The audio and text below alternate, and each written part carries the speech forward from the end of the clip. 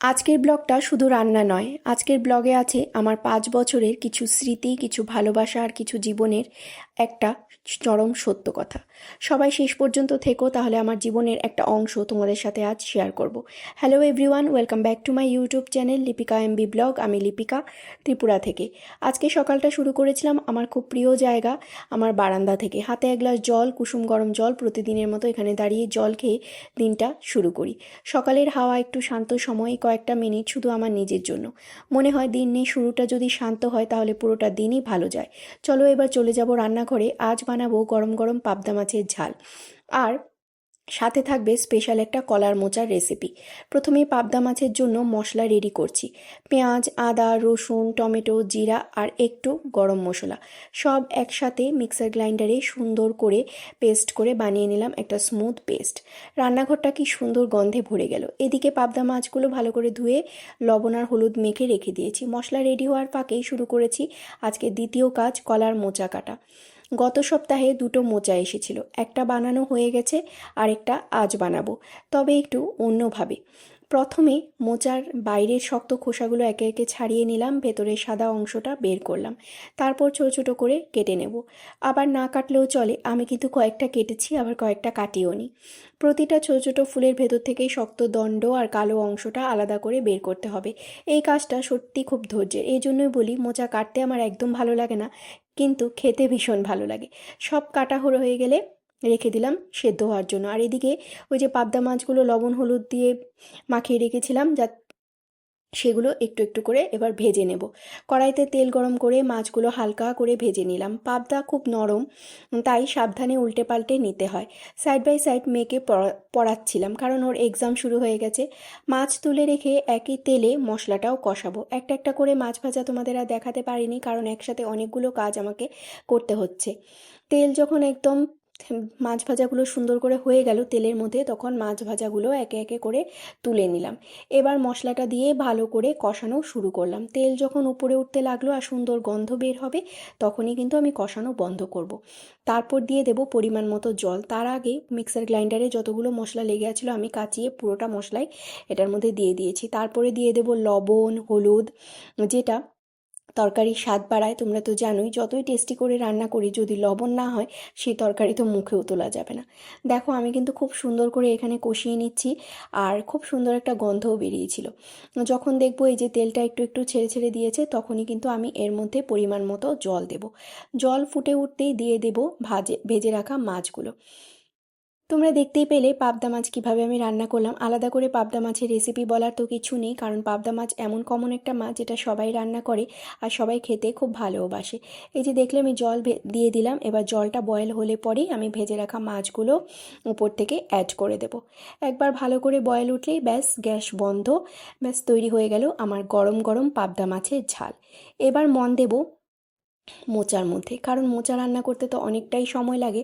কাটা মোচাগুলো আমি সাইডে রেখে দিয়েছিলাম, আলুগুলোও সাইডে রেখে দিয়ে, এই যে দেখো আমার পাবদা মাছ কিন্তু এখন রেডি হয়ে গেছে। এখন আমি পাবদা মাছের ঝালটা আস্তে করে নামিয়ে নিলাম আমার সার্ভিং ডিশের মধ্যে, যেটার মধ্যে আমি রাখবো সেটার মধ্যে। ব্যাস হয়ে গেল আমার পাবদা মাছের ঝাল।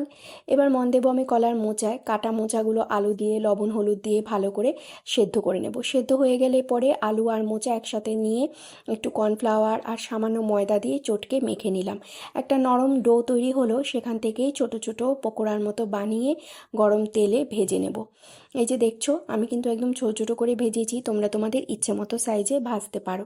আমার কিন্তু এই ছোটো সাইজটাই ভীষণ ভালো লেগেছে, তাই আমি ছোটো সাইজটা করেই ভেজেছি। এদিকে পেঁয়াজ, আদা, রসুন, জিরা আর গরম মশলা দিয়ে বানানো মশলাটা রেডি করে নিয়েছিলাম মিক্সার গ্রাইন্ডারে পেস্ট করে।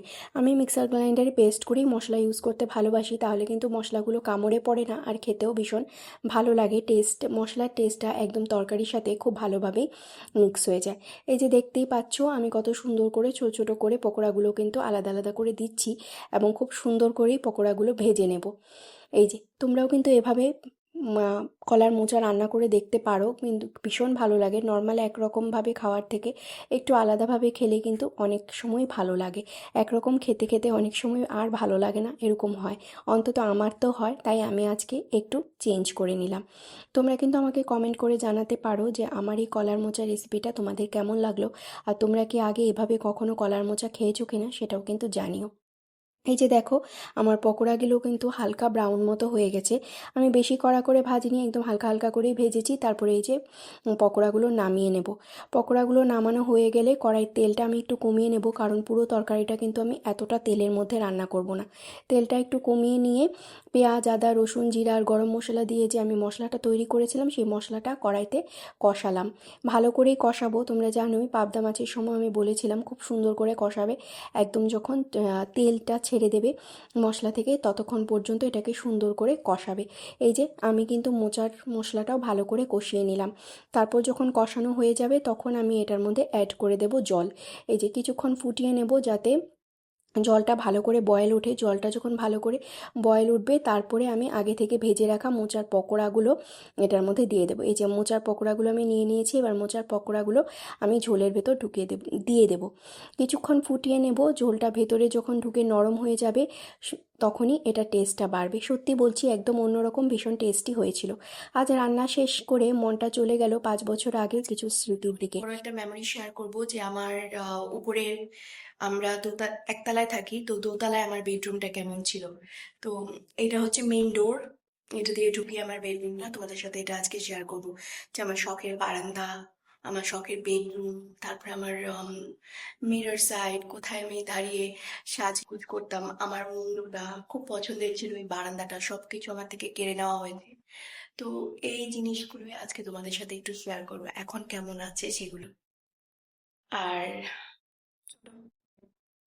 এক সময় ছিল আমার ছোট্ট একটা ব্যালকনি গার্ডেন। হুকগুলো এখনও ঝুলছে, আমার উইন্ড চিমটা এখনও ঝুলছে, সব কিছু এখনও আছে, কিন্তু গাছগুলো নেই।